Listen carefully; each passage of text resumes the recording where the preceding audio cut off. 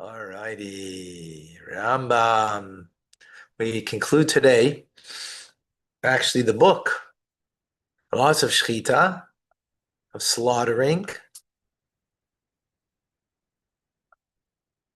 and is it the fifth book? Wow, I think it's the fifth, if I recall correctly. All right. Laws of slaughtering, chapter 12. When a person slaughters an animal and its offspring on the same day, the meat is permitted to be eaten. The slaughterer is punished by lashes. Why? Because the verse says, do not slaughter an ox or a sheep and its offspring on one day. That's what the verse says. Don't do it. The meat is still kosher if it was slaughtered properly, right? That's what Rambam is saying. But you're not allowed to do it, and that's why you would get lashes. When would you get lashes? When would you get lashes? Sorry? When would you get lashes? When? The same day, it says. Huh? When? When? The same day. No, that's if you did it on the same day, right? No, but when would you get lashes? Only if you got warned. Witnesses and you got warned before you did it. Yeah, witness, exactly. Right, then you would get like the point that Rambam is just giving you what you could be punishable with, right? That's what the Rambam is stating.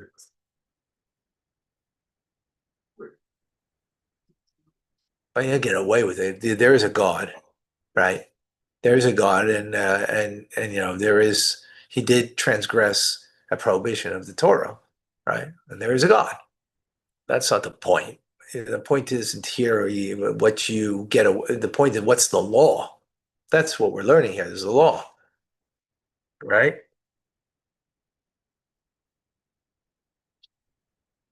So you receive lashes only for slaughtering the second animal, right? Because you can slaughter one of the animals, but you can't slaughter both in the same day. According to if a person slaughtered one of such a pair, and another person slaughtered the second, the one who slaughtered the second alone receives lashes. Two different people, right? So you might think that no, you don't get, no, because one was slaughtered, a second person comes and does it. No, you're not allowed to slaughter that animal. The fact that you're a different person doesn't make the law any different. And therefore you would get the lashes. Yeah. Number two, the prohibition against slaughtering an animal and its offspring applies in all times and in all places with regard to ordinary animals and sacrificial animals. Right. Right. In other words, it applies here today. You couldn't do it here in, in Montreal, slaughter the mother and its offspring on the same day. Prohibition against slaughtering an animal, the offspring was all times. With regard to the latter category, it applies with regard to the sacrifices in which we partake, and with regard to sacrifices we do not partake. Okay, today we don't have sacrifices, but if you were to, in other words, if you were bringing a sacrifice on one day of the mother and its offspring, that's what we're talking about. And then you would get lashes for that, even though it's a sacrifice. Something you're not supposed to. Right. No, you might think that you can't do it for your own personal needs, but as an offering, no, the verse doesn't make a distinction. Therefore, it's both personal and sacrificial. Therefore, it was one slaughtered the first animal in the temple courtyard, and the second one of it, or the first one outside the temple courtyard, and the second one inside, and the one who slaughtered the second animal receives lashes for violating the prohibition against slaughtering an animal and its offspring. This applies whether there are both ordinary animals or were both sacrificial animals, or one was an ordinary animal and one was sacrificial. So he's again giving the parameters, right? Remember, we're speaking about an infinite wisdom of God, infinite light of God. It needs a container to it. That's what the law we're learning over here, right? It needs the delimiter. What is the delimiter? What is the boundary of this law? So here it's interesting because if you brought a sacrifice and you sacrificed it and you slaughtered it outside the temple courtyard, it's not valid. So you might think, oh, because it's not a valid slaughtering, oh, so the second one you won't receive lashes. No, it's irrelevant. It's irrelevant. That's the giving a further parameter in the law. Number 3, the prohibition against slaughtering an animal and its offspring applies only with regard to ritual slaughter, as the verse says. Do not slaughter. Implied that this prohibition involves the slaughter of both animals. If, however, one chopped off the head of one of them and it became a nevela in his hand, right? Because you chop off the head, it's not kosher slaughter, right? That's not called slaughtering. You killed it, right? It is permitted to slaughter the other. Because the verse says, loisish shchatu. Loisish shchatu means do not slaughter. It didn't say don't kill on the same day. If the verse would have said don't kill on the same day, mother and offspring, so it means even if you killed it, you just gave it a shot with a stunner, a gun stunner, right? You stunned it, right? Then that would be, but no. The verse says slaughter, so it means slaughter. Similarly, if it slaughtered the first and chopped off the second, and it became an avela in his hand, he's not liable. By the way, you're not liable. What does it mean not liable? What does it mean not liable?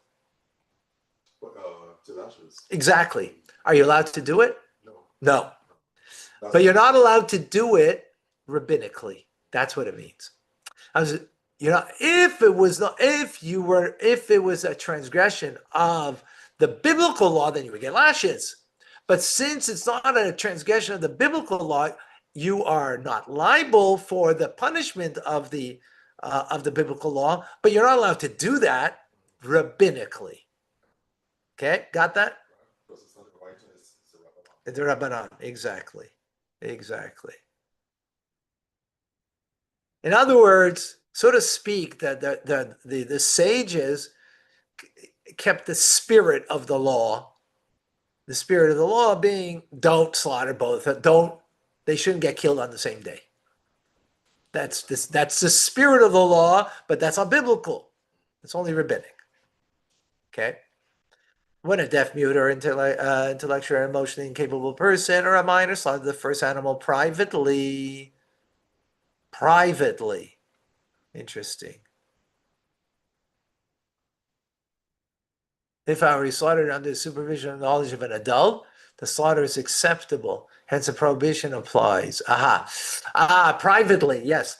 Because something interesting we learned about shechita, about slaughtering, it's a physical act of doing it. So here, the problem is, since they don't have the intellectual capability, since they did it privately, it's not kosher. So it's not called slaughtering. Doesn't have the law of slaughter. If they did it under the supervision of another person who knows the laws, since slaughtering is not about intent, it's about the action, right, of killing properly the animal, right? So since the action was done under supervision, if it was done, that's why Rambam says privately, if it was done with the supervision, so then it would be a good act of slaughtering. But here, since it was done privately, it's not considered slaughtering.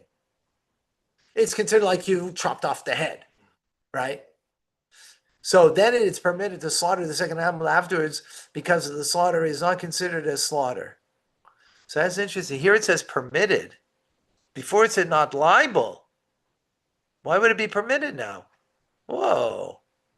That's the equivalent of cutting off the head, the animal, the previous halacha. He says just like the previous. Here it says not liable. Oh, I'm confused. Maybe it's permitted. Maybe it means here biblically it's permitted. Maybe that's what he's saying. Because usually the word pater means pater abalaser. Maybe I was wrong about the rabbinic law. Let's see. Maybe we'll come up with more. When one slaughters the first animal,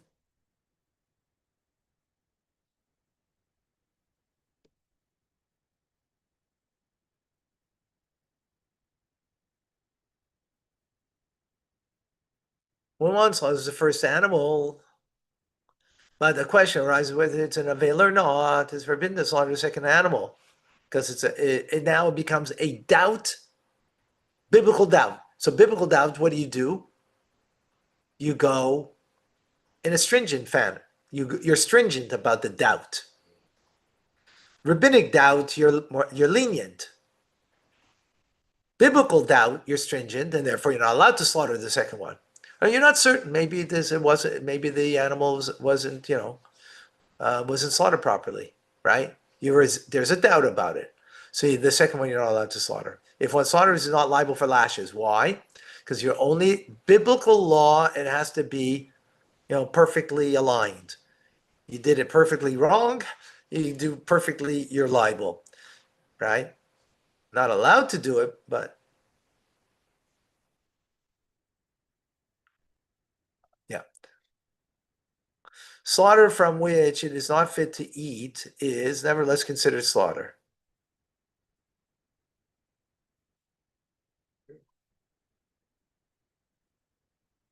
What would make it not fit to eat?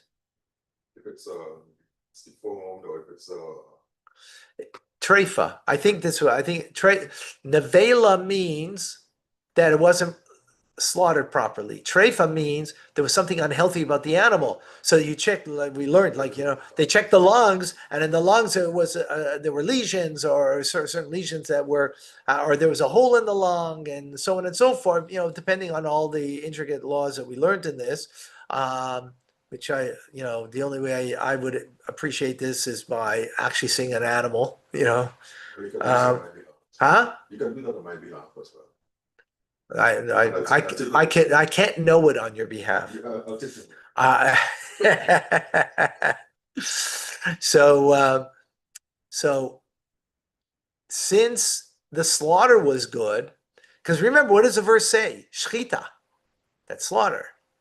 It could have been an unhealthy animal, but the slaughtering was good, so therefore it's considered slaughter. Therefore, the person slaughtered in an ordinary animal in the temple courtyard, and one which was treif, right?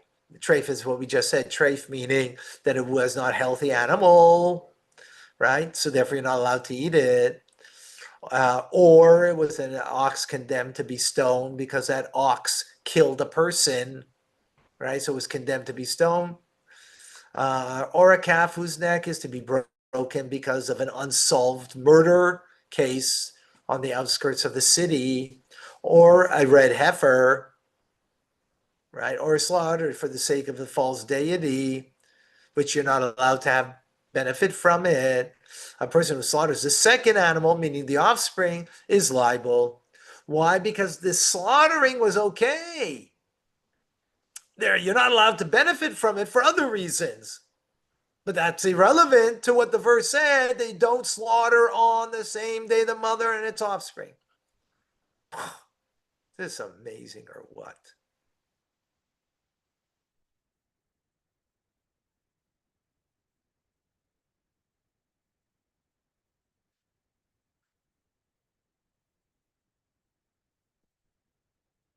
Similarly, if one slaughtered the first animal and another slaughtered the second, though it is an ordinary animal in temple courtyard, an ox condemned to be sown or a calf to be sown, red heifer, the second person is liable for lashes.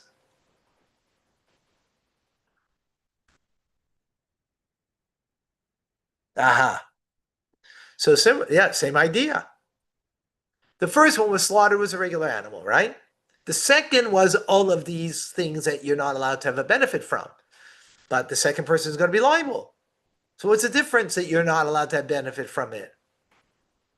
From this particular animal, right? You slaughtered it. The first one was slaughtered, this one was slaughtered. So you're liable for lashes.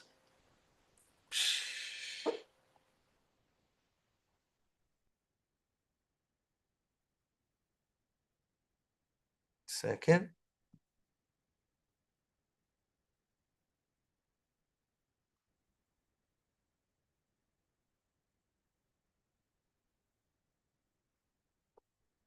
When does I have a slaughter for the sake of a false deity?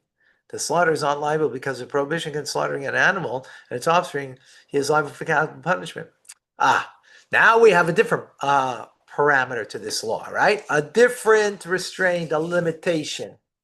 The second person did it. He slaughtered the second animal for a false deity.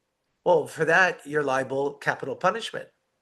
Again, it has to be with two witnesses, and so on, right? That's not the point over here. But when you have a more stringent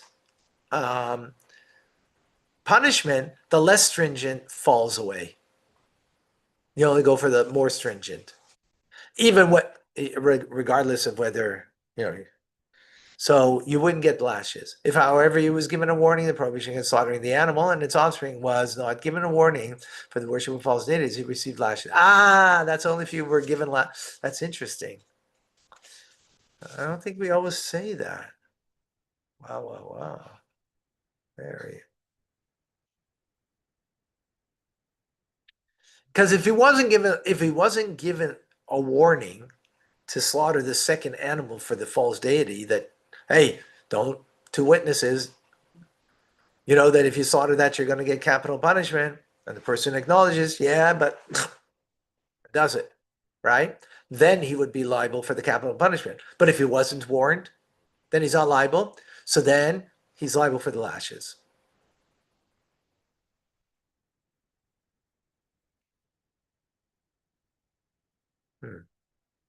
Okay. Okay. I'd love actually to continue, but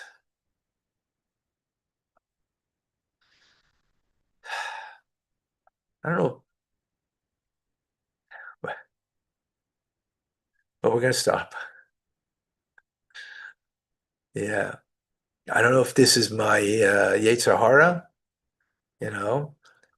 because, things that I gotta do and or this is what I gotta do.